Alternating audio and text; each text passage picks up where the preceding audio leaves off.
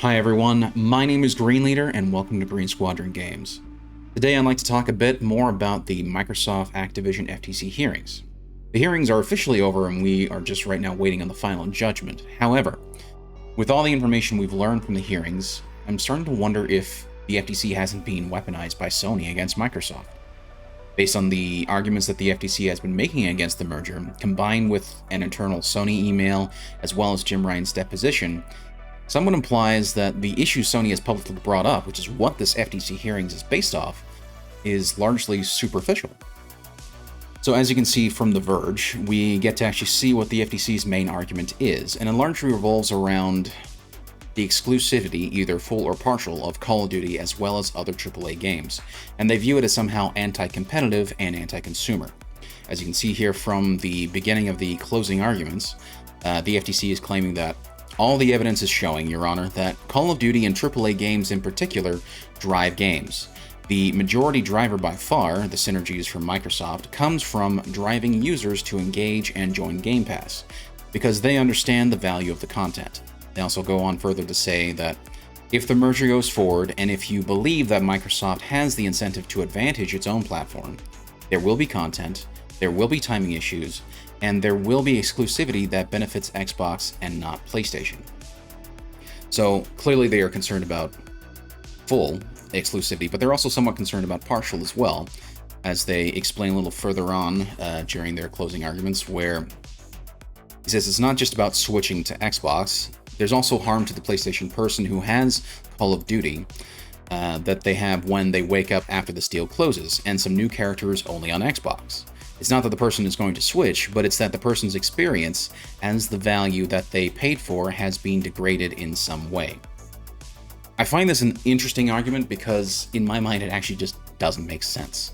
Sony has been doing this for years in terms of their own first-party games and making those exclusive, but on top of that, we've had partial exclusivity before, with not only player skins, but as well as, in particular, DLCs and things like that, where they're only available on a specific platform for certain DLCs for a time, and then they finally get to release on the other platform as well. But in particular, like games like Rocket League, Fortnite, even Skyrim to a certain extent, has platform-specific player models and skins that are available only on specific platforms. So this has been done for a very long time. This is nothing new.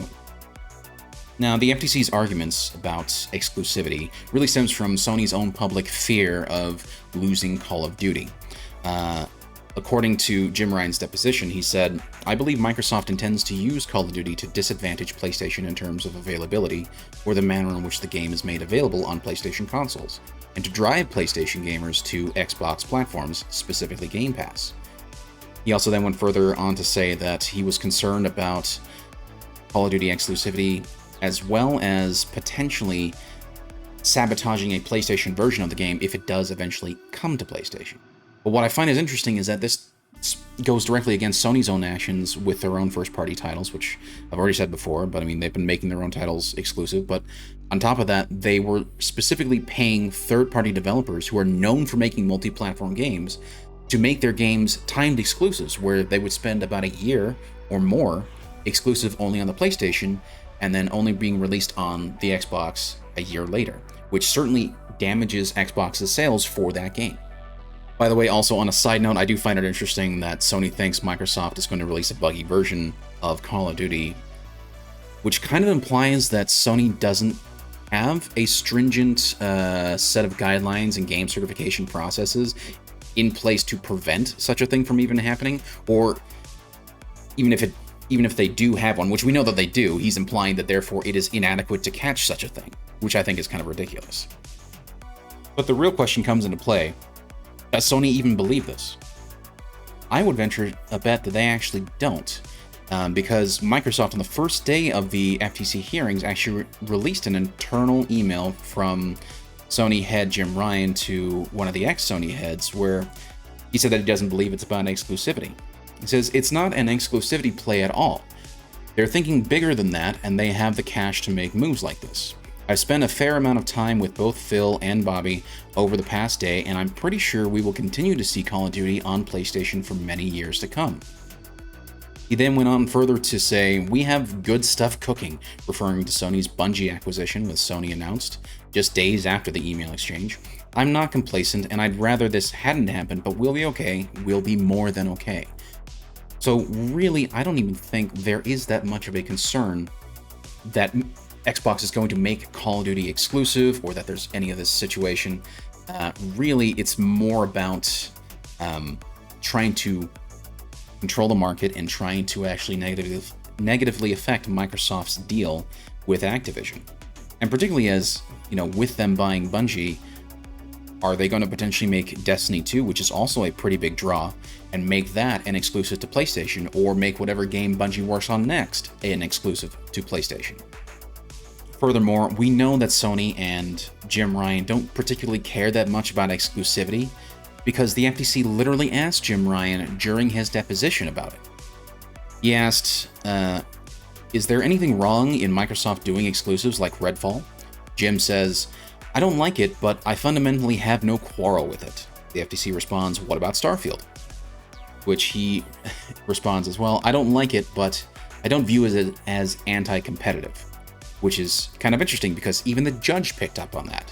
So during the FTC's closing argument, we have this interchange here where Judge Corley goes, "What do you say, though, to Mr. Ryan, who said that Starfield, there was nothing anti-competitive about Microsoft making that exclusive? Under what you just said to me, that is anti-competitive." The FTC responds, "I don't know the basis for why Mr. Ryan was less upset about that one than Call of Duty." Judge Corley responds, "Because he does the exact same thing." As you can see, based off of the deposition that Jim Ryan gave to his thoughts on Redfall and Starfield becoming exclusive and how he doesn't think that's anti-competitive, to his own email where he was talking to the previous Sony boss about Microsoft Activision's deal and the exclusivity of Call of Duty, they don't really care that much. They have other things in the works. He said that they're going to be perfectly fine, and clearly he doesn't view exclusivity as anti-competitive. So the FTC bringing this up largely seems to me like it's been orchestrated by Sony to try and get the FTC to essentially throw a wrench in the works for the Microsoft Activision deal.